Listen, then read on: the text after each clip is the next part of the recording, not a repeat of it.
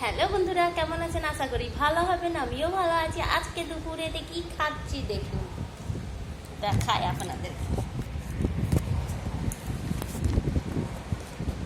এই যে এই যে ভাত, এই যে ভাত, আলুদম, আর এইদিকে শুক্তো। আর কিছু খাচ্ছি না।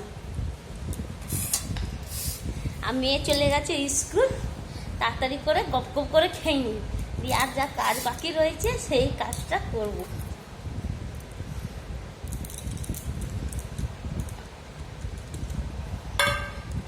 তাড়াতাড়ি করে খাই। আর যা গরম লাগছে, আমি চলে গেছি স্কুল, ব্যাস। ও চলে যায়, আপনার দাদা ভাই খেয়ে নিয়েছে, কেন আনতে যাবে তাড়াতাড়ি, একটু ঘুমোচ্ছে। দিয়ে তারপরে আমি অনেক কাজ গুটিয়ে নিয়েছি, দিয়ে তারপর খেতে বসেছি। আর কটা থালা ফালা যা থাকবে তাহলে আমি গুটিয়ে একটু ওষুধ খেয়ে বসবো। দিয়ে মেয়ে আসবে, মেয়েকে নিয়ে ব্যাস কাজ, ওদের খাওয়ানো, ঘুম পাড়ানো, সবই সমস্ত। ওই জন্য আমি খেয়ে নিই, না হলে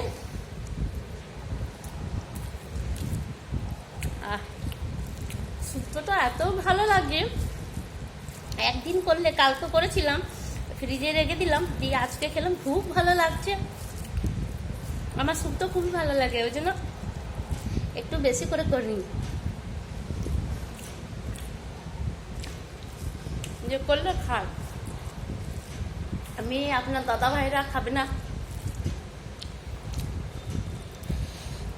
আসল কথা হজম হয় না। কিন্তু আমারও অত হয় না, কিন্তু তাও কি করব, ভালো লাগে। ভাত এগুলো খেলে শরীরে দেখে ভালো না।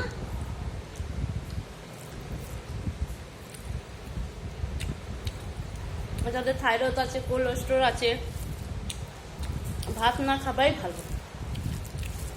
কিন্তু মন যে মানে না, ভাত খাবোই খাবো, না খেলে চলবে না, খেতে হবে।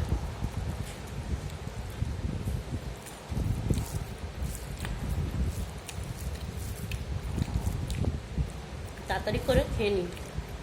আলুদম করেছিলাম, ডাল ভাত খেয়ে নিই।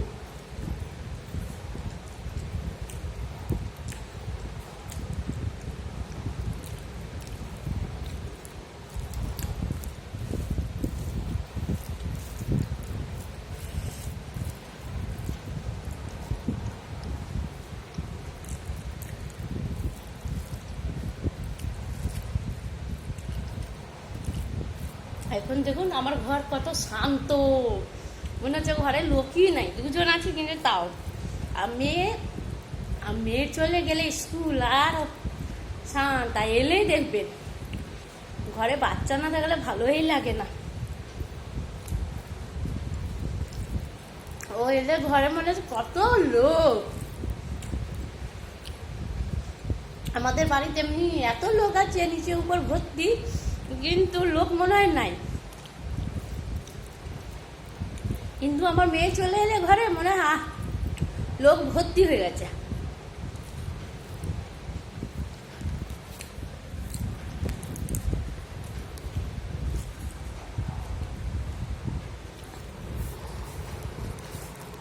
বেশ, টাটা, রাখছি। সবাই ভালো থাকবেন, সুস্থ থাকবেন।